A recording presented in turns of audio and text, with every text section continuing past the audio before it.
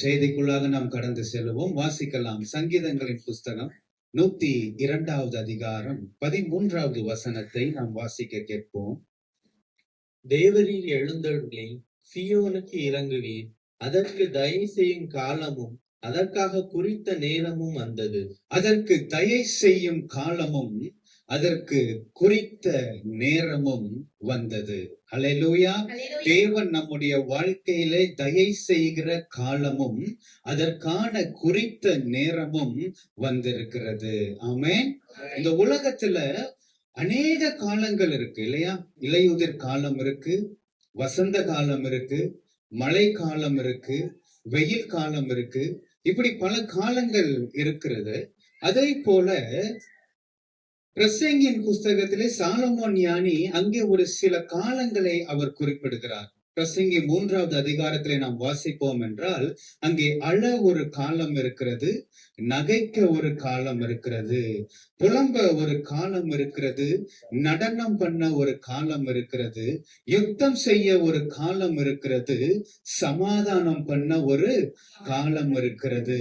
இப்படி பல்வேறு காலங்களை குறித்து அங்கே சாலமோன் ஞானி பிரசங்கியின் புஸ்தகத்திலே நமக்கு அங்கே எழுதி வைத்திருக்கிறார். ஆக இன்றைக்கு தேவனுடைய வார்த்தையை கேட்பதற்காக இன்றைக்கு தேவனுடைய ஆலயத்துல வந்திருக்கிற உங்களுக்கு ஆண்டவர் சொல்லுகிறார், உங்களுக்கு தயை செய்கிற காலம் வந்திருக்கிறது.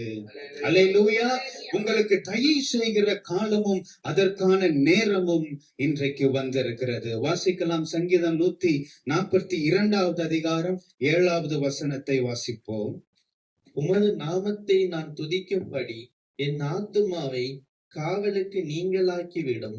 எனக்கு நீர் தயவு செய்யும் போது நீதிமான்கள் என்னை சூழ்ந்து கொள்வார்கள்.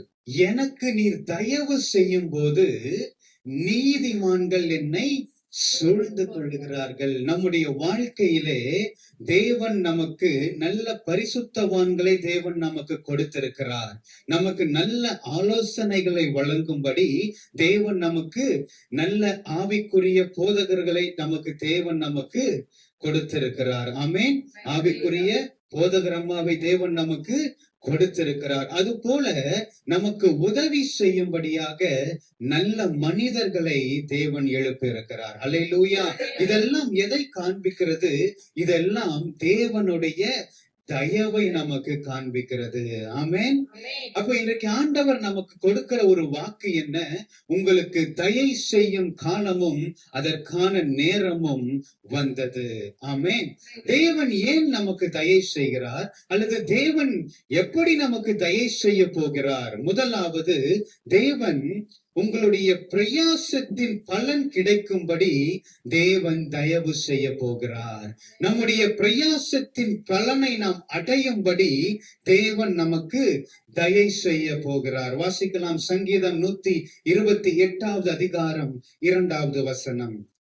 உன் கைகளின் பிரயாசத்தை நீ சாப்பிடுவாய், உனக்கு பாக்கியமும் நன்மையும் உண்டாயிருக்கும். உன் கைகளின் பிரயாசத்தை நீ சாப்பிடுவாய், உனக்கு பாக்கியமும் நன்மையும் உண்டாயிருக்கும். நம்முடைய கைகளின் பிரயாசத்தை தேவன் ஆசீர்வதிப்பார். நம்முடைய கையின் பிரயாசத்தினால் தேவன் நம்மை மகிழ்ச்சியாக்குவார். ஆமென். ஆண்டவருக்காக காத்திருக்கும் பொழுது நம்முடைய கைகளின் பிரயாசத்தை தேவன் ஆசீர்வதிக்கிறார். ஒரு மனிதனுடைய வாழ்க்கையிலே தேவனுக்கு இடமே இல்லை என்று சொன்னால் அவனுடைய பிரயாசம் முழுவதும் வருத்தமாக முடிந்துவிடும். ஆனால் நம்முடைய வாழ்க்கையிலே நாம் தேவனுக்கு நாம் இடம் கொடுத்து அவருடைய வேலைக்காக நாம் காத்திருப்போம் என்று சொன்னால் நம்முடைய பிரயாசங்களை தேவன் மகிழ்ச்சியாக மாற்றுகிறார். நம்முடைய பிரயாசங்களை தேவன் சந்தோஷமாக முடிய பண்ணுவார். ஆமென். ஒரு விவசாயி, ஒரு மனிதன் ஒருவன் இருந்தான். அந்த மனுஷன் தன்னுடைய நிலத்துல போய் அவன் விதைகளை எல்லாம் போய் அவன் விதைத்து விட்டான். நிலத்துல விதையெல்லாம் அவன் விதைச்சிட்டு அவன் இப்போ ஆண்டவரிடத்துல அவன் ஜெபம் பண்ணுகிறான். ஜெபம் பண்ணி அவன் மழைக்காக அவன் காத்திருக்கிறான். அநேக நாட்கள் ஓடினது, அநேக வாரங்களும் கடந்தது, மாதங்களும் கடந்தது. ஆனால் அங்கே மழை வரவே இல்லை. அங்க இருந்த அனைத்து நிலங்களும் எப்படி மாறிடுச்சுன்னு கேட்டீங்கன்னா, அந்த நிலங்கள் எல்லாம் வறண்டு போய் வெடிப்பு விடுகிற அளவுக்கு அங்கே போயிருச்சு. அப்போ மற்ற விவசாய மக்கள் எல்லாம் என்ன செஞ்சுட்டாங்க? எல்லாரும் தங்களுடைய விவசாயத்தை அவர்கள் செய்யவில்லை. இந்த மனிதன் மாத்திரம் என்ன செஞ்சானா, தன்னுடைய வயலுக்கு எப்படியாகிலும் எங்கேயாவது அவன் பிரயாசப்பட்டு கிடைக்கிற தண்ணீரை கொண்டு வந்து தன்னுடைய வயலிலே அவன் பாய்ச்சி கொண்டிருந்தான். அந்த மனிதனை பார்த்து மற்றவர்கள் வந்து கேட்டார்கள், நீ ஏன் இவ்வளவு பிரயாசப்படுகிறாய்? நீ ஏன் இவ்வளவு கஷ்டப்பட வேண்டும்? மழை வரப்போவதில்லை. நீ ஏன் இவ்வளவு காரியத்தை நீ பிரயாசப்பட்டு நீ உன்னை வருத்தி கொண்டு இருக்கிறாய் என்று சொல்லி அவனை பார்த்து சிலர் நகைக்கவும் செய்தார். ஆனால் அந்த மனிதன் அவன் தேவனிடத்திலே அவன் செபித்துக் கொண்டே இருந்தான். என்ன நடந்தது தெரியுமா? ஒரு மாலை வேளை திடீரென்று அந்த கிராமத்தை ஒரு கருமேகங்கள் சூழ்ந்தது. திடீரென்று யாருமே எதிர்பார்க்காத ஒரு நேரத்திலே அந்த கிராமத்திலே ஒரு நல்ல மழை பொழிவு அங்கே வந்தது. அந்த விடியற் காலத்தில் அவன் வந்து பார்க்கும் பொழுது அந்த மனிதனுடைய வயல் நல்ல பசுமையாக செழுமையாக நின்றது.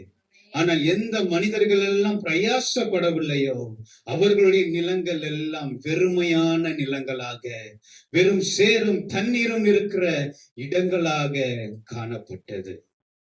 இந்த கதை நமக்கு எதை நமக்கு சொல்லுகிறது? நம்முடைய வாழ்க்கையில நடக்கிற காரியங்கள், நடக்கிற சூழ்நிலைகளை பார்த்து நம்முடைய பிரயாசத்தை நாம் நிறுத்திவிட்டு நாம் குறை கூறிக்கொண்டே எல்லாவற்றுக்கும் நாம் தேவன் மேலே பழிகளை நாம் சுமத்த போகிறோமா? அல்லது மாறாக தேவன் மேலே நம்பிக்கையை வைத்து தொடர்ந்து நம்முடைய வேலைகளை நாம் செய்ய போகிறோமா? தொடர்ந்து நாம் பிரயாசப்பட போகிறோமா? சில வேளைகளிலே நாம் ஜெபித்தவுடன் நமக்கான பதில் வருவதில்லை. சில வேளைகளே சில கதவுகள் நமக்கு திறக்கப்படாமல் இருக்கலாம்.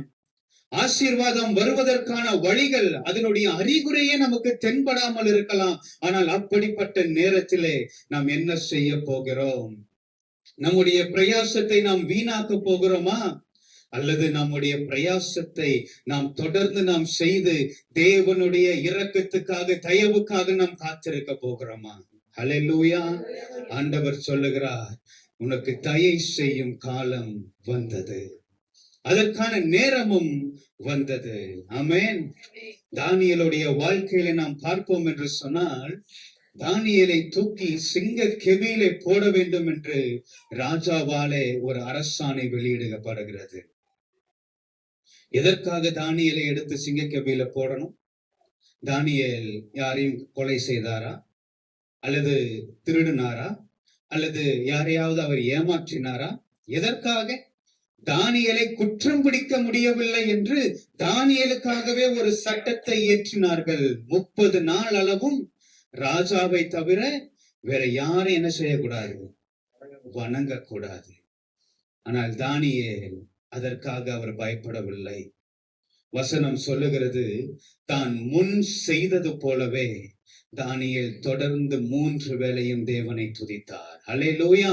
அதற்கு கிடைத்தது என்ன கேட்டீங்கன்னா, அதற்கு கிடைத்த ஒரு பலன் சிங்க கெபி. தானியேல் செபித்திருப்பார், ஆண்டவரே, என்னுடைய வாழ்க்கையில இப்படிப்பட்ட சம்பவங்கள் நேரிடக்கூடாது. அந்த சிங்கங்களுக்கு நான் இரையாக விடக்கூடாது. ராஜாவினுடைய இருதயத்தை நீர் மாற்ற வேண்டும் என்று தானியேல் செபித்திருப்பார்.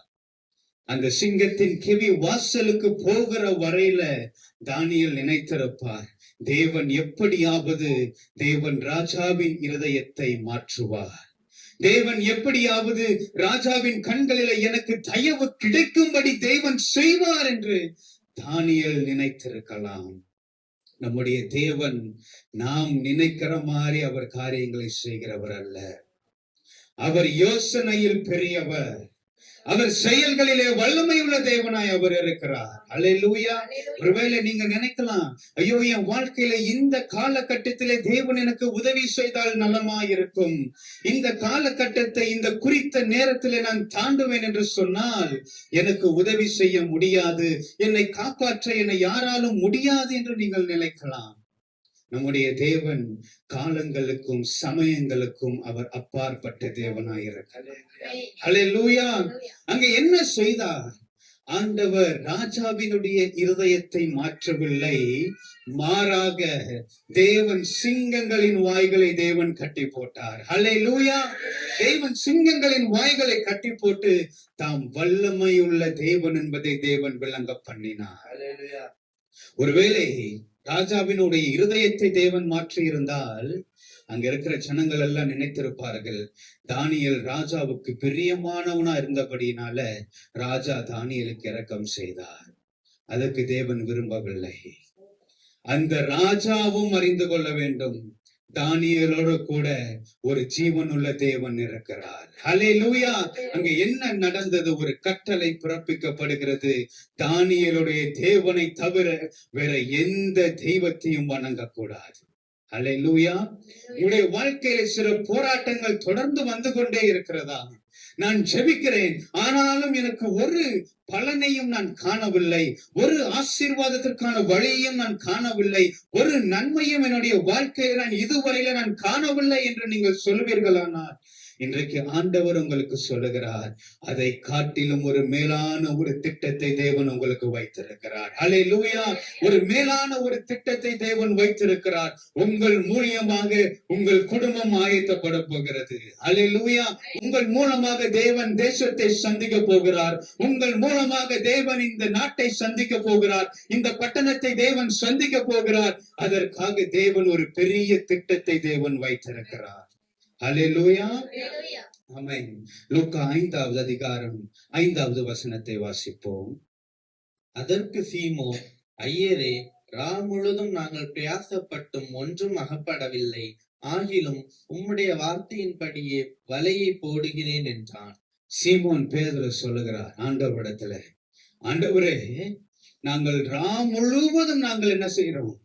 நாங்கள் பிரயாசப்பட்டும் ஒன்றும் அகப்படவில்லை. இன்றைக்கு இப்படிப்பட்ட ஒரு சூழ்நிலையில நீங்க வந்திருக்கலாம். எவ்வளவோ நான் உழைக்கிறேன், எவ்வளவோ நான் பிரயாசப்படுகிறேன், ஆனா ஒரு முளம் நான் ஏறுனா நான் 7 முளம் நான் சறுக்கிறேன். இப்படியே என்னுடைய வாழ்க்கை ஓடிக்கொண்டே இருக்கிறது. இன்றைக்கு நீங்கள் அப்படி நினைக்கிறீங்கன்னு சொன்னா ஆண்டவர் இன்னைக்கு சொல்லுகிறார், உங்களுக்கு தயவு செய்கிற காலம் வருகிறது. ஹல்லேலூயா. பேதுரு சொன்னார், முழுவதும் நாங்கள் பிரயாசப்பட்டோம், ஆனா ஒண்ணுமே எங்களுக்கு கிடைக்கல. அடுத்த வசனத்தை வாசிப்போம். அந்தபடியே அவர்கள் செய்து தங்கள் வலை கிழிந்து போகத்தக்கதாக மிகுதியான மீன்களை பிடித்தார்கள். அந்த 5வது வசனத்துல பிற்பகுதி நாம் பார்க்கும்போது, நாங்க முழுவதும் நாங்க பிரயாசப்பட்டோம், ஆனா ஒண்ணுமே கிடைக்கல. ஆகிலும் உம்முடைய வார்த்தையின்படி, உம்முடைய வார்த்தையின்படி நான் வலைகளை போடுகிறேன். ஹல்லேலூயா. அப்படி வலைகளை போடும் பொழுது அங்க என்ன நடந்தது? அவர்கள் வலைகள் கிழியத்தக்கதான மீன்களை அவர்கள் பிடித்தார்கள். ஆமென். இந்த கால வேளையில இது எப்படி நடக்கும் என்று நீங்கள் சந்தேகப்படாமல் தேவனுடைய வார்த்தையை, அவருடைய வாக்குத்தத்த வசனத்தை நீங்கள் அப்படியே நீங்கள் நம்புவீர்கள் என்று சொன்னால் உங்களுக்கான ஆசீர்வாதத்தை நீங்கள் சீக்கிரத்திலே நீங்கள் சுதந்திரித்துக் கொள்வீர்கள். ஆமென். ஹல்லேலூயா. நாம் லூக்கா 18வது அதிகாரத்தில் நாம் வாசிக்கும் பொழுது ஆண்டவராகிய இயேசு ஒரு உவமையை அங்கே சொல்லுகிறார். நாம் சோர்ந்து போகாமல் நாம் எப்பொழுதும் நாம் ஜெபம் பண்ண வேண்டும், நாம் ஜெபிக்க வேண்டும் என்று அங்கே இயேசு ஒரு உவமையை அங்கே சொல்லுகிறதை நாம் பார்க்கிறோம். அங்கே ஒரு பட்டணத்திலே ஒரு நியாயாதிபதி இருக்கிறான். அந்த நியாயாதிபதி அவன் தேவனுக்கு பயப்படாதவன், அவன் மனுஷரை அவன் மதியாதவனுமாய் அவன் இருந்தான். அங்கே அதே பட்டணத்துல ஒரு விதவை ஒரு ஸ்திரீயும் இருக்கிறார்கள். அவர்களுக்கு ஒரு வழக்குல, அவங்களுக்கும் அவங்க எதிராளிக்கும் இருக்கிற ஒரு வழக்குல அவங்களுக்கு நியாயம் கிடைக்க வேண்டும் என்பதற்காக இந்த நியாயாதிபதியை அவர்கள் போய் அணுகுகிறார்கள். இந்த நியாயாதிபதி இவன் எப்படிப்பட்டவன்? இவன் தேவனுக்கு பயப்படாதவன், இவன் மனுஷரை மதியாதவன். அப்போ அந்த நபர் இடத்துல இவர்கள் தொடர்ந்து போய் தனக்கு அவன் இறங்க வேண்டும், தனக்கு அந்த நியாயாதிபதி எப்படியாகிலும் தனக்கு தயவு செய்ய வேண்டும் என்று அவனை போய் சந்தித்துக் கொண்டே இருக்கிறார்கள்.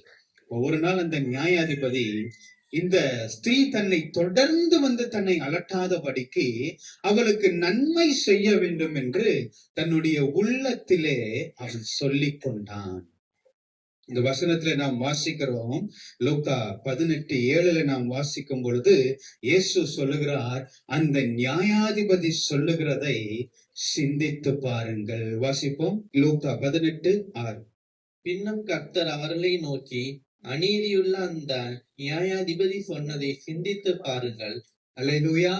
பின்னும் கர்த்தர் அவர்களை நோக்கி, அநீதி உள்ள அந்த நியாயாதிபதி சொன்னதை சிந்தித்து பாருங்கள். நீங்க நினைக்காதீங்க, இந்த உலகத்துல எல்லாருமே நமக்கு நீதியை மாற்றம் தான் நமக்கு வழங்குவாங்க அப்படின்னு நீங்க நினைக்காதீங்க. ஏன்னா நீதி உள்ளவர்கள் மாத்திரம் அல்ல, அநீதி உள்ளவர்களும் என்ன செய்யறாங்க, இருக்கத்தான் செய்கிறார்கள். ஆமென். அதனாலதான் அந்த ஆண்டவர் சொல்றார், அந்த அநீதி உள்ள நியாயாதிபதி தன் உள்ளத்திலே சொல்லிக் கொண்டதை சிந்தித்து பாருங்கள். அவன் அநீதி உள்ள ஒரு மனிதன், தேவனுக்கு பயப்படாத ஒரு மனிதன், மனுஷர்களை மதியாத ஒரு மனிதன். ஆனால் தன்னை தொடர்ந்து போய் அலட்டிக் கொண்டு இருக்கிற அந்த ஸ்திரீக்கு அவன் நன்மை செய்ய வேண்டும் என்று தன்னுடைய உள்ளத்திலே அவன் சொன்னான். அவனே அப்படி சொல்லுவானானால் நம்முடைய தேவன் நமக்கு நீதியை செய்கிற தேவன். அவர் நீதி உள்ள நியாயாதிபதியாய் சிங்காசனத்திலே வீற்றிருக்கிற தேவன். ஆண்டவர் சொல்லுகிறார் 7வது 8வது வசனத்திலே, தம்மை நோக்கி இரவும் பகலும் கூப்பிடுகிற விஷயத்திலே தேவன் பொறுமை உள்ளவர்களாய் இருப்பாரோ, அவர் சீக்கிரத்திலே அவர் நியாயம் செய்வார். அல்லேலூயா. அவர் சீக்கிரத்திலே அவர் நியாயம் செய்வார். அந்த நியாயாதிபதியை குறித்து நாம் பார்க்கும் பொழுது அவன் நன்மை செய்ததாக ஆண்டவர் அங்கே பதிவு செய்யவில்லை, அவன் தன்னுடைய உள்ளத்திலே சொல்லிக் கொண்டான். ஆனால் நம்முடைய ஆண்டவர் நீதியை வழங்குகிற தேவன். நம்முடைய ஆண்டவர் நமக்கு தயவுகளை கொடுக்கிற தேவன். நம்முடைய ஆண்டவர் நமக்கு இரக்கம் செய்கிற தேவனாய் அவர் இருக்கிறார். அல்லேலூயா. காலவேளையில என்ன காரியங்கள் வந்தாலும் தேவனிடத்துல நாம் தொடர்ந்து நாம் ஜெபித்துக் கொண்டே இருந்து நாம் நம்முடைய காரியங்களை, நம்முடைய வேலைகளை நாம் தொடர்ந்து நாம் நடத்தி கொண்டே இருப்போம் என்று சொன்னால் தேவன் சீக்கிரத்திலே நமக்கு நியாயம் செய்வார். அல்லேலூயா. சீக்கிரத்திலே தேவன் நமக்கு நியாயம் செய்வார். ஏனால் அவர் தயை செய்கிற காலமும் அதற்கான நேரமும் வந்திருக்கிறது. அல்லேலூயா. உங்கள் பிரயாசத்தை நீங்கள் நிறுத்திவிடக் கூடாது. நாம் செய்ய வேண்டியதை நாம் செய்யணும். அந்த விவசாயி அநேகர் வந்து சொன்னாலும் தன்னுடைய பிரயாசத்தை அவன் ஒரு நாளும் நிறுத்தவில்லை. அவனுடைய பிரயாசத்தின் பலனை தேவன் ஆசீர்வதித்தார். அல்லேலூயா. இந்த கால வேளையில நம்முடைய பிரயாசத்தை நாம் தொடர்ந்து நாம் செய்யும் பொழுது தேவன் நமக்கு சகாயம் செய்கிறவராய், நமக்கு தயவு செய்கிறவராய் அவர் நமக்கு வருகிறார். அல்லேலூயா. இரண்டாவது ஒரு காரியத்தை குறித்து நாம் வாசிக்கலாம். இரண்டாவது, தேவன் எதற்காக நமக்கு தயை செய்கிறார்? தேவன் அவருடைய இரக்கத்தினால் தேவன் நமக்கு தயை செய்கிறார். தேவன் அவருடைய இரக்கத்தினால் தேவன் நமக்கு தயை செய்கிறார். வாசிக்கலாம். உபாகமம் 4வது அதிகாரம் 31வது வசனத்தை வாசிக்க கேட்போம். உன் தேவனாகிய கர்த்தர் இரக்கமுள்ள தேவனாய் இருக்கிறபடியால் அவர் உன்னை கைவிடவும் மாட்டார், உன்னை அழிக்கவும் மாட்டார். உன் பிதாக்களுக்கு தாம் ஆணையிட்டு கொடுத்த உடன்படிக்கையை மறக்கவும் மாட்டார். அவர் இரக்கமுள்ள தேவனாய் இருக்கிறபடியால் அவர் நமக்கு தயவு செய்கிறார். ஆமென். நாம் யோவான் 5வது அதிகாரம் அதுல நாம் வாசிக்கும் பொழுது அங்கே பெதஸ்தா எனப்படுகிற ஒரு குளம் அங்கே இருக்கிறது. அந்த குளத்தின் அருகே ஒரு மனிதன் 38 வருஷங்களாக அவன் சுகவீனத்தோட அங்கே காணப்படுகிறான். வாசிக்கலாம். யோவான் 5வது அதிகாரம் 5-6 வசனம். 38 வருஷம் வியாதி கொண்டிருந்த ஒரு மனுஷன் அங்கே இருந்தான். படுத்திருந்த அவனை இயேசு கண்டு அவன் வெகு காலமாய் வியாதியஸ்தன் என்று அறிந்து அவனை நோக்கி, சுஸ்தமாக வேண்டும் என்று விரும்புகிறாயா என்று கேட்டார். அங்கே 38 வருடங்களாக ஒரு மனுஷன் இருக்கிறான். எத்தனை வருஷம்? 38 வருஷம். அவன் எங்க இருக்கிறான்?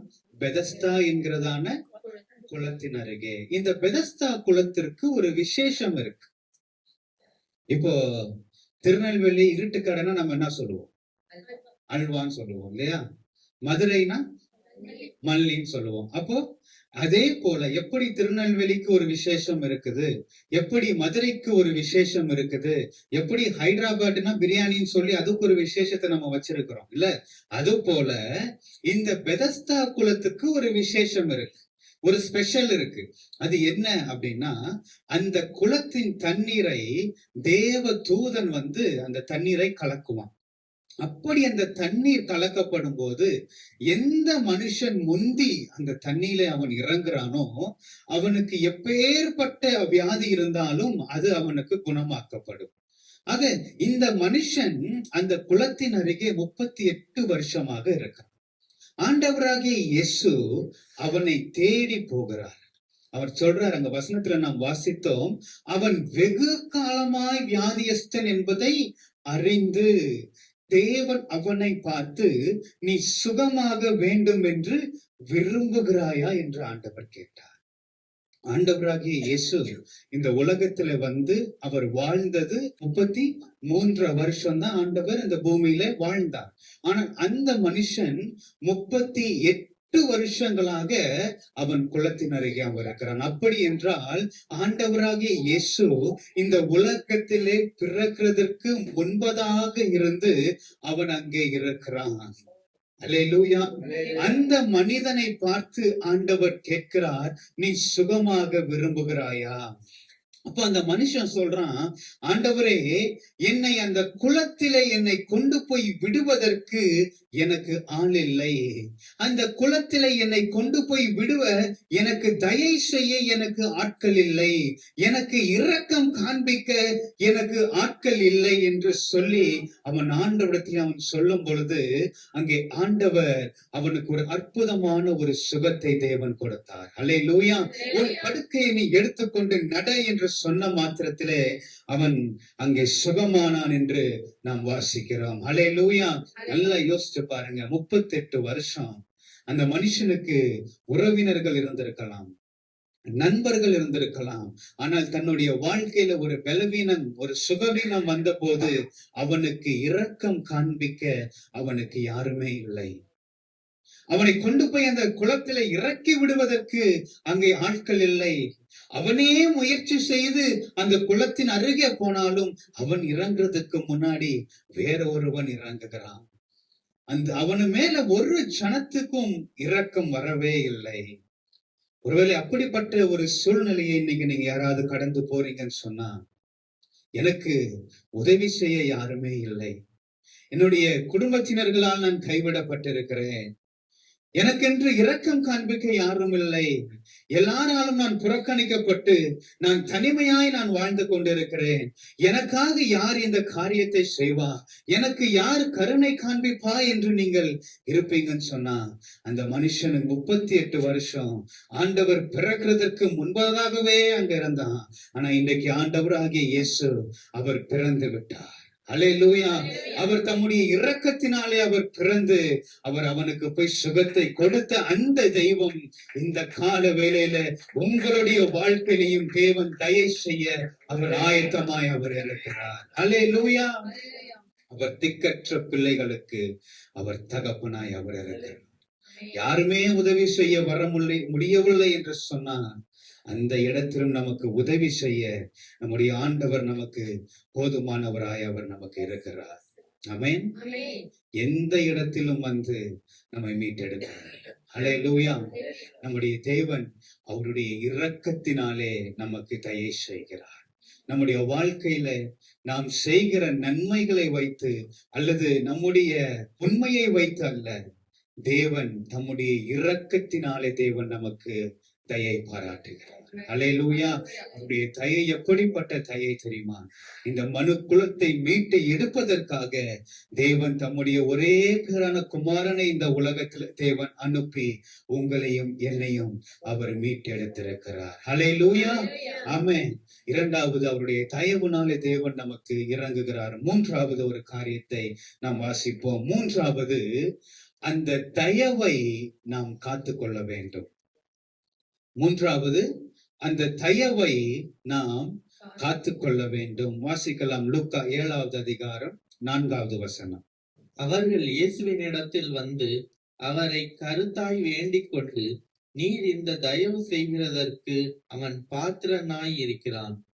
நீர் இந்த தயவு செய்வதற்கு அவன் பாத்திரனாய் இருக்கிறான். நாம் பார்க்கிறோம், ஒரு 100க்கு அதிபதியினுடைய ஒரு வேலைக்காரன், அவனுக்கு ஒரு பலவீனம். அவனுக்கு வந்த சுகவீனம் அது மரணத்துக்கு ஏதுவான ஒரு வியாதியாக இருந்துச்சு. அப்போ அந்த 100க்கு அதிபதிக்கு அந்த வேலைக்காரன் ரொம்ப பிரியமான ஒரு வேலைக்காரனாய் அவன் இருக்கிறபடினால அவர் என்ன செய்கிறார், அங்க இருக்கிற சில மூப்பர்களை அழைத்து அவர்களை இயேசுவின் இடத்திலே இந்த 100க்கு அதிபதி அனுப்புகிறார். அப்போ அந்த 100க்கு அதிபதி அனுப்புன அந்த மூப்பர்கள் இயேசுவின் இடத்துல போறாங்க. இயேசுவின் இடத்துல போய் இயேசுவை பார்த்து சொல்றாங்க, நீங்க அவனுக்கு தயவு செய்வதற்கு அவன் பாத்திரனா இருக்கிறான். ஆமென்.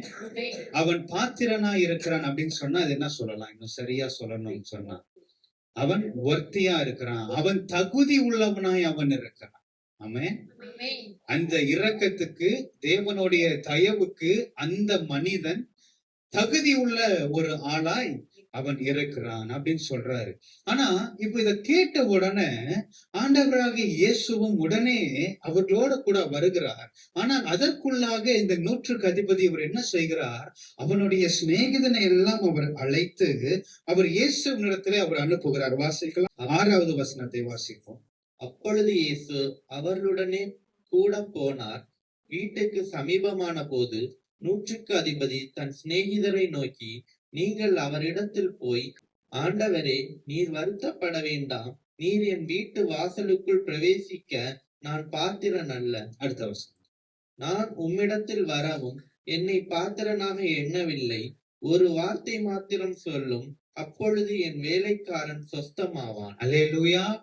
அங்க இருக்கிற மூப்பர்கள் எல்லாம் போய் ஆண்டவரிடத்துல சொல்றாங்க, இயேசுவின் இடத்துல அவன் பாத்திரனா இருக்கிறான், அவன் தகுதி உள்ளவனாய் இருக்கிறான், நீர் அவருக்கு இறங்க வேண்டும், அவன் தகுதி உள்ள ஒரு பாத்திரமாய் அவன் இருக்கிறான். ஏன்னா அவன் நம்முடைய மக்களை அவன் நேசிக்கிறவன், நமக்காக ஜெபாலயத்தை கட்டி கொடுத்திருக்கிறான், ஆக அவன் தகுதி உள்ளவன் அப்படின்னு சொல்லும் போது அங்கே இந்த 100க்கு அதிபதி ஆட்களை அனுப்புகிறான். ஆண்டவரே, நீர் என்னுடைய வீட்டின் வாசலுக்கு வருவதற்கு கூட நான் பாத்திரவான் அல்ல, நான் தகுதி உள்ளவன் அல்ல ஆண்டவரே.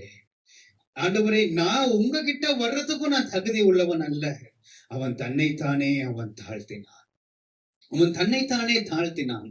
ஊர்ல இருக்கிற எல்லாரும் சொல்றாங்க, நீ அவன் பாத்திரவான், அவன் பாத்திரவான். ஆனால் அதற்கான ஒரு பெருமையும் அந்த மனுஷனுக்குள்ள காணப்படவில்லை. ஆமென்.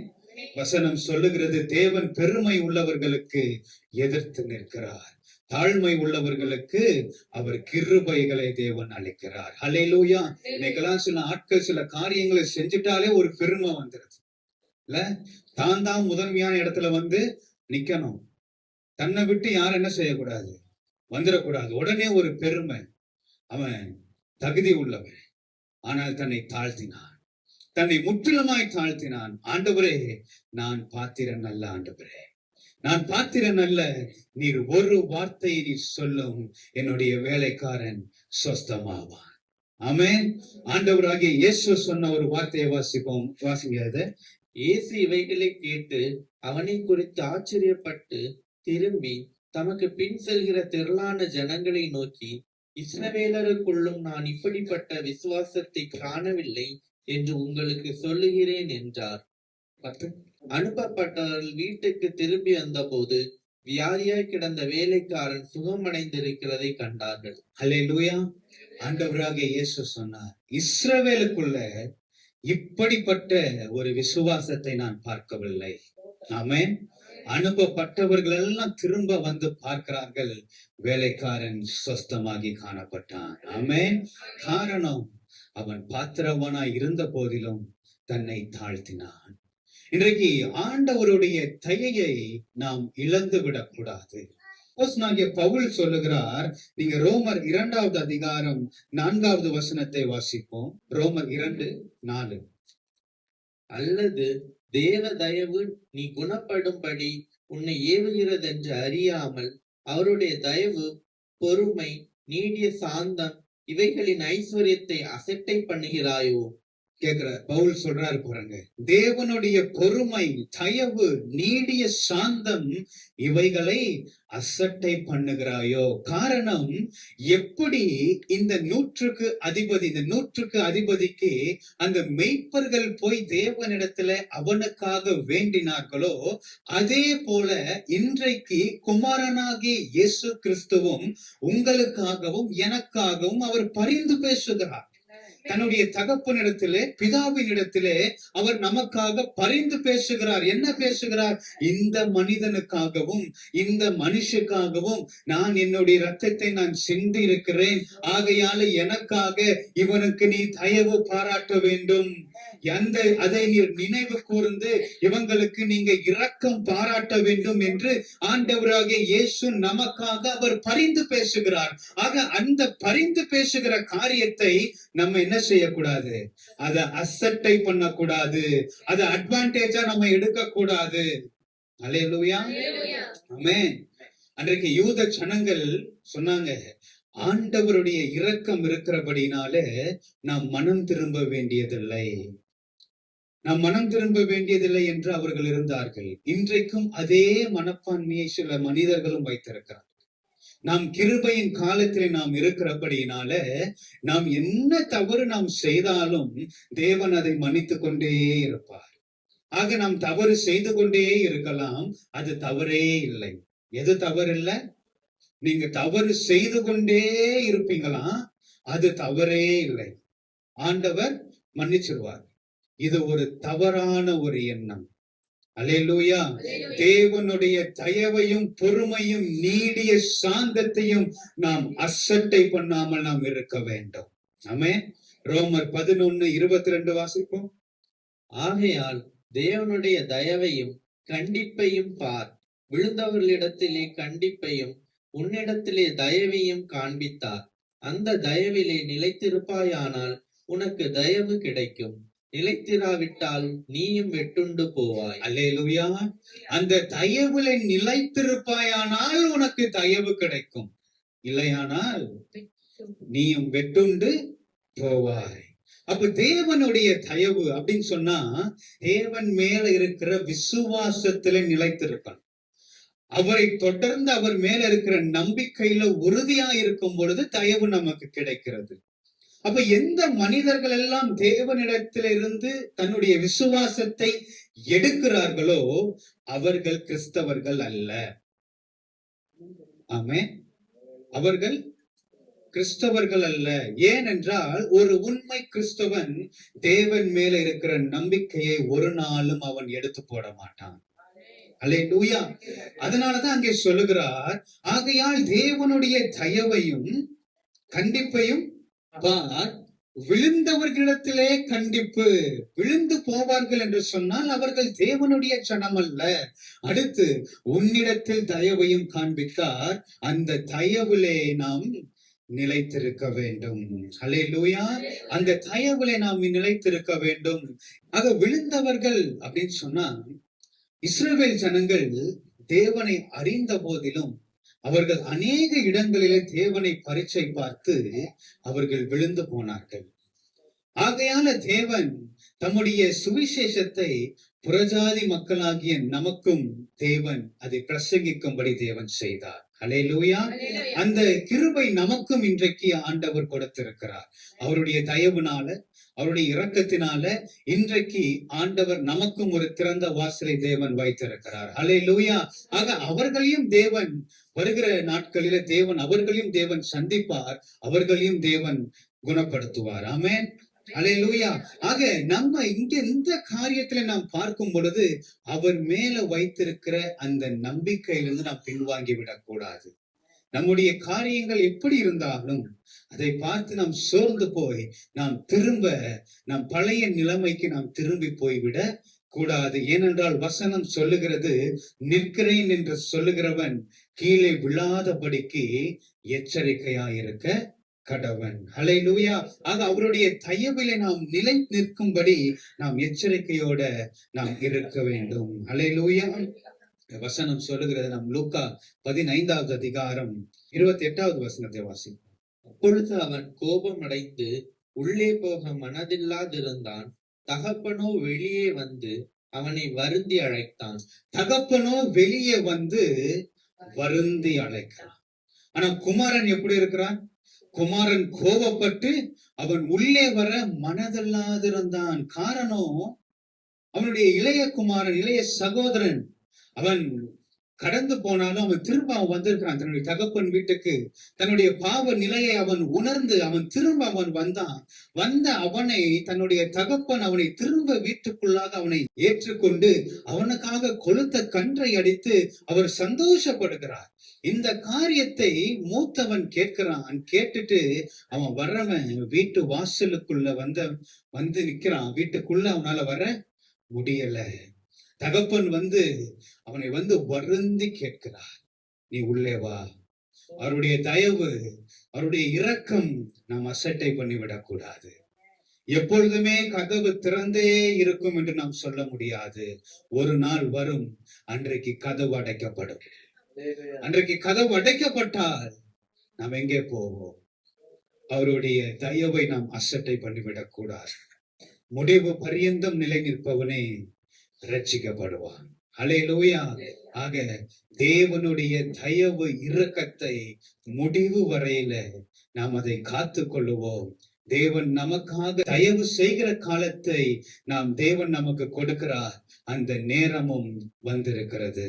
அல்லேலூயா. முதலாவது ஒரு காரியம், நம்முடைய பிரயாசத்தின் பலனை அடையும்படியாக தேவன் நமக்கு தயை பாராட்டுகிறார். நமக்கு நன்மையும் பாக்கியமும் உண்டாயிருக்கும் என்று நாம் வாசித்தோம் இல்லையா? உன் கைகளின் பிரயாசத்தை நீ சாப்பிடுவாய், உனக்கு நன்மை பாக்கியம் உண்டாயிருக்கும். ஆக நம்முடைய பிரயாசங்களை, நம்முடைய உழைப்பை தேவன் ஆசீர்வதிப்பார். அதிலே தேவன் நம்மை மகிழ பண்ணுவார்.